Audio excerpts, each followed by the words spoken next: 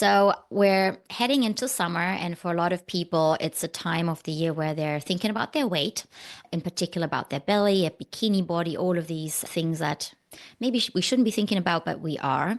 And a lot of people then tend to go towards quick diets, fixes that are maybe not very healthy for us or not staying for long term, but we go through these cycles of skipping meals, having juice fasts, and then constantly eating about food, then binging, and it's just it never stays basically. So what we'll be talking about today is a little bit about what these body shapes mean and what possible underlying imbalances there might be from a biology perspective, so that we can address those underlying factors and make us healthier in the long run, rather than always skipping through these different diets, fads, and not actually doing us any good with them. So we'll also talk a little bit about how, for example, that belly fat or extra weight can be linked to other health issues and concerns such as hair loss or period pains, fatigue, headaches, perimenopause issues, joint aches, all these other things, down all the way to being unhealthy later in life, such as Alzheimer's, cardiovascular disease, all these nasty things that we really don't want to have. So oftentimes this belly fat in the beginning can just be a niggly issue that we don't want from a vain concern, but then if it stays, it can give us symptoms and then long-term contribute to real issues. At the end, you will also realize that most often you can actually have a little bit of cake. You can eat it too. You don't have to be completely restrictive. If you just follow the basics of how to support your metabolism and actually support your body to be healthy and thrive, then it's okay to cheat a little once in a while. And I'll actually encourage you to, and just know how to. So today, first of all, we'll talk a little bit about the underlying biology. The ones that have joined my previous workshops know that I always want to educate you a little bit on why things are happening, so that you can then learn to understand why we're making certain dietary and lifestyle adjustments, or why there are certain recommendations. And then we'll also be talking about some testing that can help to make it a little bit more bespoke. A lot of people come to me and they say, I've tried all these things and nothing's working. And then sometimes testing to see where things are going wrong for that particular person can actually help make personalized changes and make them feel better. And in the end of it, I'm hoping to empower you so that you become the CEO of your own health journey. Okay, so let's get started. What is functional medicine? So functional medicine looks at the root cause of any kind of symptoms. Rather than saying, okay, you have some issue, let's say a migraine, take some pills or headache pills, or you have hay fever, take some antihistamines, or some more serious issues, take these other drugs. It looks at what's actually causing it. That doesn't mean that you can't take those pills in the short run, which is often necessary, life-saving, can help us get through day-to-day life, but it looks at what's actually causing it. What are the underlying imbalances that are making that body not work the way it should? Are there certain triggers that make that brain not function as optimally as it should? And it also looks at and it explains how certain things like that belly fat, that extra weight, can be linked with the same underlying factors to things like period pains, hair loss, hot flashes during perimenopause, achy joints, headaches, being tired even if you've had enough sleep, or having sleep issues in the first place, all the way down to, like I said before, Alzheimer's, cardiovascular disease, cancers, all those big ones. And they actually all have the same underlying triggers, and we will be discussing them today. And functional medicine usually looks at those so that when we address those underlying triggers, then everything else falls into place. Just a little bit about, there's something called geroscience. That's a big part of research, in particular out of America, where they look at what's causing aging and age-related decline. And they found that actually, they used to think that each problem, stroke, Parkinson's, Alzheimer's, that they all have specific issues that are very unique to them. They found that actually they all have the same underlying hallmarks, such as inflammation, hormone imbalances, not having the right amounts of nutrients, and other factors. And those same factors actually also cause issues short term, such as not feeling good right now, headaches, niggly symptoms, having a bit of belly fat, not being able to lose that extra weight. So we will be looking at those underlying factors and then help with longevity in the long run. so that you can live not just a shorter health span and then you're all not feeling well and have all these symptoms, but actually stay healthy in the long run, increasing health span. So we're trying to put life into your years rather than simply years to your life. And today we're talking in particular how you can also look better so you can feel better about yourself, also from a vein perspective. Okay, so let's dive into the different body shapes and the underlying imbalances, what they are. Today we'll talk in particular about the apple shape because that's the belly fat, that muffin top that was in the description of the workshop, and that's something that people often struggle with the most when they come and see me as well. So that apple shape, when you have skinny legs, skinny arms, oftentimes people are not overall overweight, but they just struggle with getting rid of that belly fat. They might have that layer around the waist that they can't budge. They eat less and they starve themselves, and their legs and arms are getting even skinnier, but the belly just doesn't go away.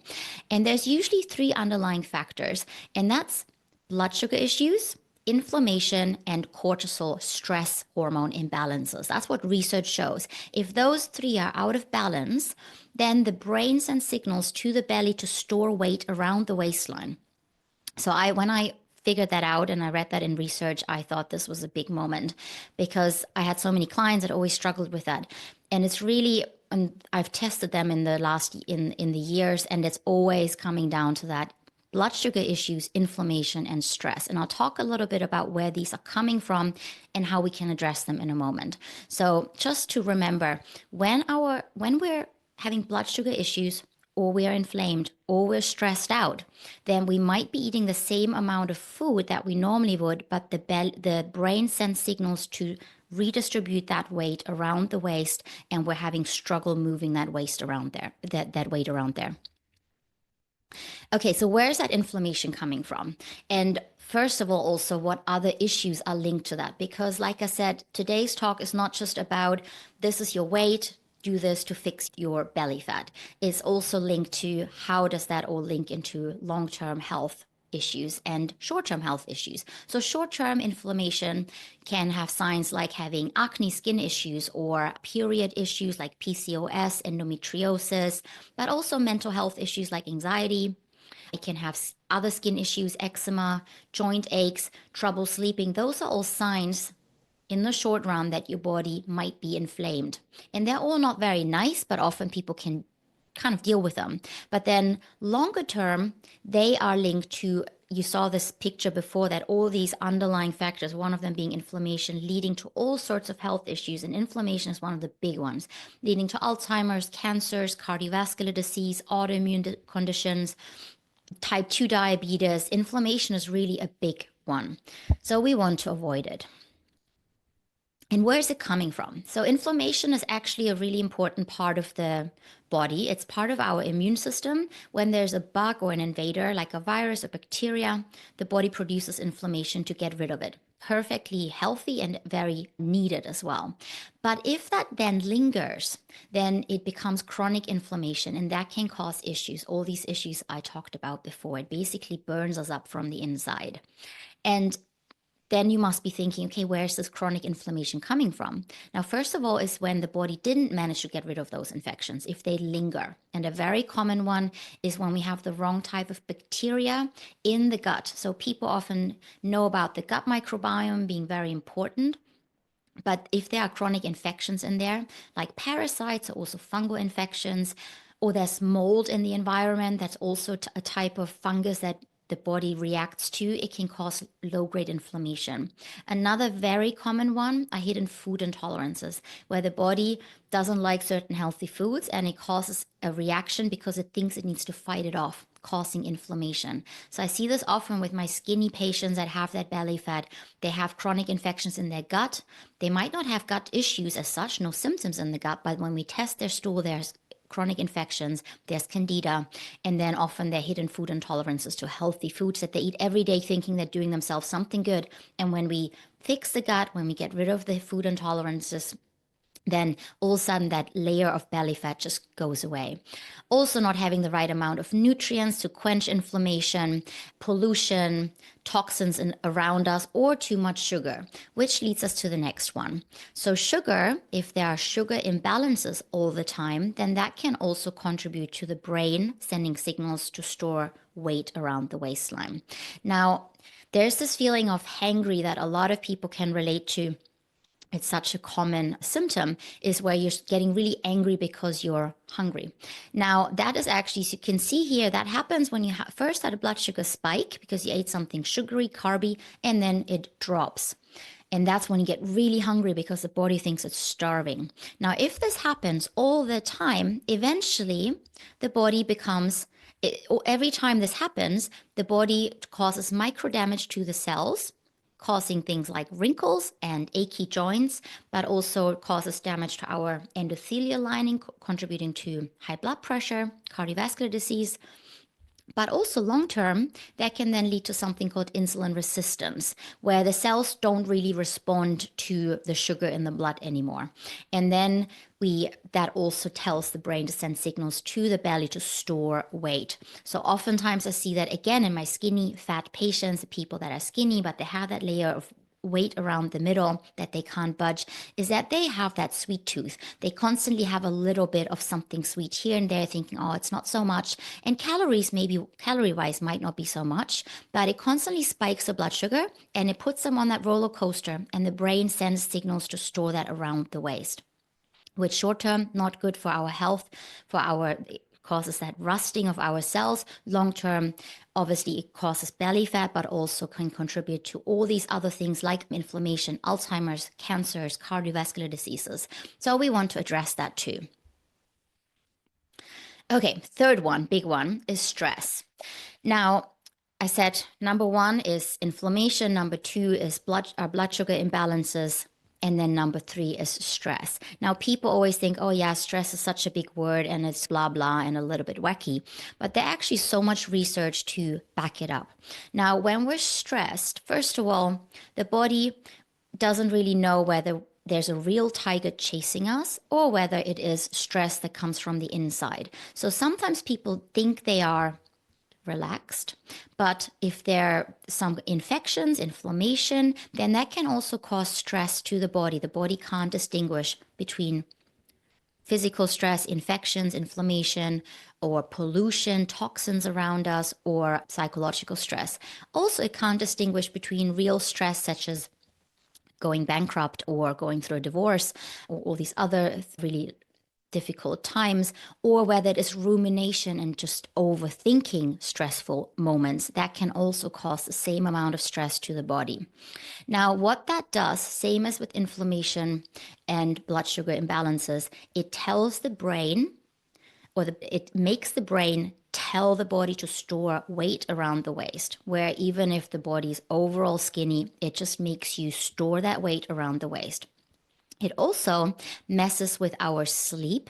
And if we don't have a good night's sleep, the next day our body is slightly more inflamed and insulin resistant. And then these other two tie in together, as you can see. So when we're stressed, we don't sleep well as a result of it, then the next day we're more inflamed and more insulin resistant. So the body will store those calories that we're eating differently to if we had a good night's sleep and we were relaxed. Now you can see here though that we want this blue curve here is our cortisol curve. We want that. Here you can see this is 6 a.m. and then this here up here is 6 p.m. So we want a nice spike first thing in the morning, and then we want it to drop off throughout the day. So we don't actually want no stress at all. You can see here there's something called eustress, distress. Eustress is a good amount of stress. It's when there's a short stressor, we're exercising, there's a short work period where we're having to go full on. It's only when it stays chronically that it becomes an issue, and if it's at the wrong times of the day. Now, if we're constantly stressed, initially our cortisol will go up and then will stay elevated for the rest of the day when it should come down. That will send signals to the belly to store weight. And also it will send signals to store more calories from the same food we're eating. Then if we've been stressed for a long time, eventually that curve reverses. And in the morning, we don't have enough of a spike because the body is depleted. And then we push ourselves up through coffee and other things. And then it comes up and goes to high for the rest of the day. Or worst case, it stays low. What research shows is that has similar effects if the body doesn't spike its cortisol in the morning. There's similar effects as if it was too high late in the day, where it also messes with our metabolism. It also messes with our immune system, for example. They found there's a big component between a flat cortisol in the morning and autoimmunity and cancer, because we want that cortisol first thing to prime the body, to wake everything up, and then it needs to calm down. So there's a big circadian rhythm. Here also just a few articles showing that stress can lead to dysfunctions in the gut microbiome, which can then lead to inflammation, food intolerances, like we talked about before. It also can contribute to cancer cells, messing with our immune system, with our blood sugar. So stress overall, if it's the wrong curve, really can cause a lot of issues in addition to our weight. The other thing it does, it makes it much harder for us to stick to healthy habits. Now, when we're stressed, we're thinking we're being chased by a tiger, we're running away from a tiger. And so we're going into survival mode.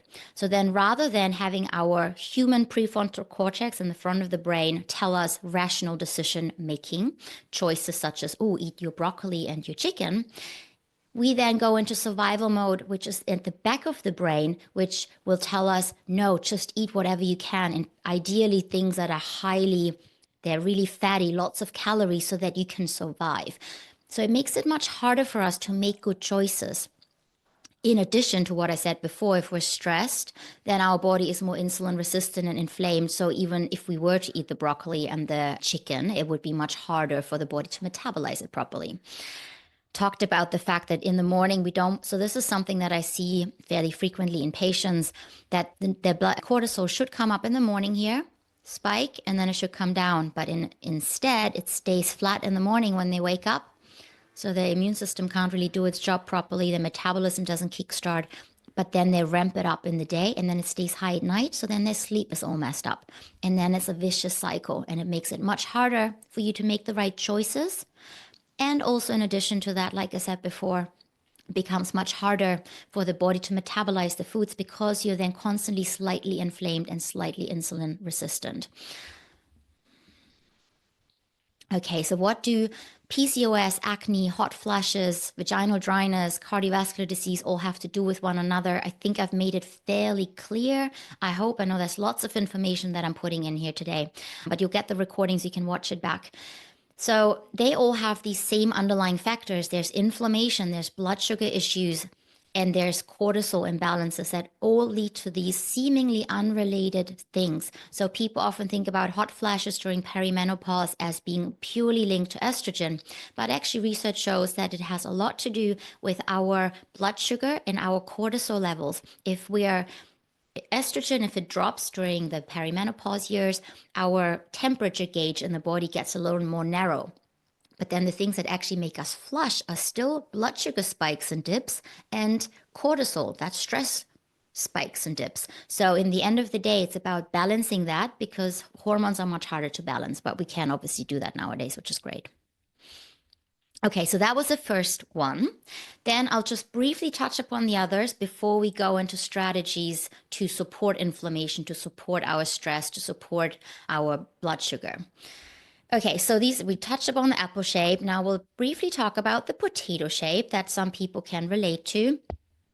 That's when you're overall a little bit fuller and your metabolism is just a little more sluggish. Oftentimes it's linked to hair loss, feeling really cold all the time, just the metabolism feeling so slow, constipated, depressed. Often it's also associated with higher cholesterol, fertility issues, linked to insulin signaling problems. So it's then tied into the other type as well. They all overlap. Worst case scenario to kidney nerve disease. And usually the main underlying issue there is the thyroid not functioning optimally. Now, this doesn't have to be a real thyroid disease that your doctor picks up. I see this also quite often, that people have gone to the doctors and they've tested their thyroid hormones and they say everything's fine. Often it can just mean that their thyroid hormones is not working at its optimal, and the body can already start to have all these symptoms, just not quite as bad, but they can really bother people. And also often what happens is there might be an autoimmune component called Hashimoto's that also often doesn't get picked up on because it's just not tested. It's an autoimmune disease where the immune system attacks our thyroid gland and makes it much harder for the thyroid to do its job. And then people try all these things and it's just hard to actually get ahead. Now, underlying issues, and this is just a very brief snapshot. It could go into a lot more detail, but then I would talk 10 hours. Also, often insulin and blood sugar issues can throw off the thyroid. Inflammation, similar as the other one, will cause issues with our thyroid gland and will make it not produce the right amounts of thyroid hormone. In particular, if there is that Hashimoto's, that autoimmune component to it, where if there's constant inflammation because there are chronic infections, hidden food intolerances, the immune system will get so angry at some point that it will start attacking itself, which is also the case for other autoimmune diseases, but also with the thyroid. Again, stress, cortisol, will slow down the thyroid. And nutrient deficiencies, that's a big one for the thyroid. And we'll talk about how we can fix that in a moment. But the biggest one here are the precursors. Thyroid hormones are made out of protein. And then we need something else called iodine that is also a building block for the thyroid hormones. And then we need lots of different minerals and vitamins to convert them and activate them. But those are the two main ones for thyroid issues that a lot of people don't get enough of. Okay, the third one is the estrogen dominant type. It's also the pear shape. Now, that's often more the case for women that still have a cycle, because we have this, here I have it. We have this curve. This is a cycle, 28 days when we have a period. First few days, we have the period, then the hormones are low. You can see here, estrogen is that yellow one, progesterone is that blue one. They're low in the beginning of the cycle. This is a healthy cycle. Then we are supposed to ovulate, they all spike. And then the second part of the cycle, and that's where people always talk about progesterone and estrogen being imbalanced. It's usually what they talk about, this part, that second phase of the cycle. And you can see here, progesterone should be really high compared to estrogen down here, that yellow line. Now, if for whatever reason, either estrogen is higher than it should be, then you become estrogen dominant. Or if estrogen stays the same, but progesterone drops for whatever reason, then we're also estrogen dominant. And that can then lead to symptoms a lot of the period symptoms, such as painful periods, PMS, heavy periods, endometriosis, difficulties conceiving, all the way to estrogen-related cancers, also anxiety, histamine issues, hay fever can be made worse by estrogen dominance. Now, again, I could talk in length about the underlying factors. It's too much for today, but in a brief nutshell, again, a huge component to why the cycle might be out of balance is stress. In particular, if we're really stressed around ovulation, because we need to ovulate. One step back, if our cycle works to make a baby, even if that's not what you want to do, but that's how our human female nature works. So we ovulate to basically make a baby. And if that doesn't happen, if the brain thinks it's not safe to ovulate and make a baby because of stress, then the rest of the cycle will be thrown off, because we need that ovulation. We need that, this is called corpus luteum here. We need that to produce progesterone in the second part of the cycle. If we're stressed out here, then this will not happen properly and we will not produce enough progesterone, we produce enough estrogen. That's one of the big ones. And then stress, one step back again, stress can be from emotional stress, but also from physical stress, such as infections, inflammation, blood sugar imbalances. So all of these things can cause stress to the system, messing with ovulation. Also, things that can raise estrogen are estrogen mimicking substances. People are a little more aware of it now. Things like plastics and creams on the body. Also, drinking too much can raise estrogen significantly. Okay, so all of these things, if our what all of this has to do with aging, I think it's clear. I've talked about it. But when we have symptoms now, such as wrinkles or belly fat, or we have that muffin top, we feel all sluggish and big, and we're having issues with also often with estrogen dominance, that can be cellulite, bloating. So if we're having these vain symptoms, they are actually all linked to inside imbalances that can then lead to issues down the line. So we want to address them, not just from a vein perspective, or maybe not at all, but you might if you want to.